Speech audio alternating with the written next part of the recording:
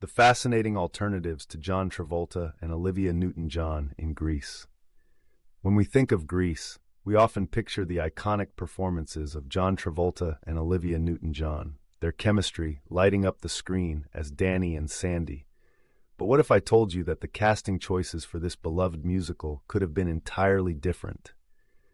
The film, which premiered in 1978, has become a cultural touchstone, but the road to casting was filled with unexpected turns and fascinating alternatives that might have changed the face of the film entirely. Originally, the role of Danny Zuko was offered to several actors before Travolta stepped into the spotlight. Among those considered was Henry Winkler, who was riding high on the success of Happy Days. Imagine if Winkler, known for his portrayal of the lovable but tough Arthur the Fonz Fonzarelli, had taken on the role of the greaser with a heart. His charm and charisma could have brought a different flavor to the character, but would he have delivered the same electrifying dance moves that Travolta is famous for? It's hard to say. Another name tossed around was Jeff Conaway, who eventually played Kenneke in the film. Conaway had initially auditioned for Danny, and his dynamic presence might have added a different energy to the film. As for Sandy Olsen, the sweet Australian exchange student who captures Danny's heart, the casting choices were equally intriguing. Before Olivia Newton-John was cast, the producers considered a slew of actresses, including Carrie Fisher, who was fresh off her success as Princess Leia in Star Wars. Fisher's sharp wit and strong presence could have transformed Sandy into a more assertive character.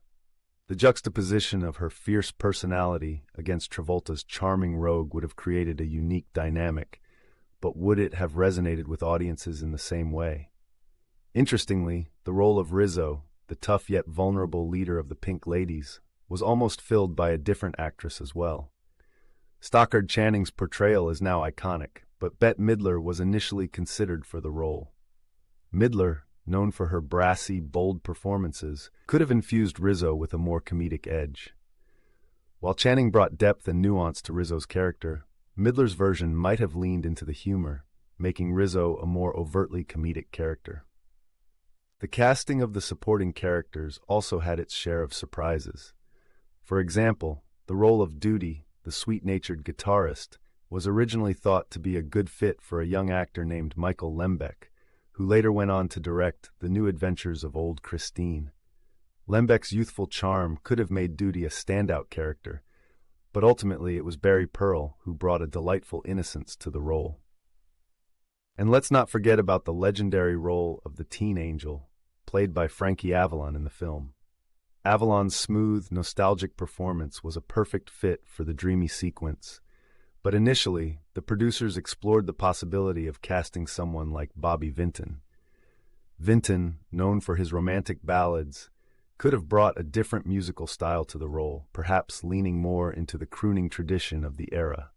Ultimately, the casting of Grease shaped not only the film but also the cultural landscape of the late 1970s.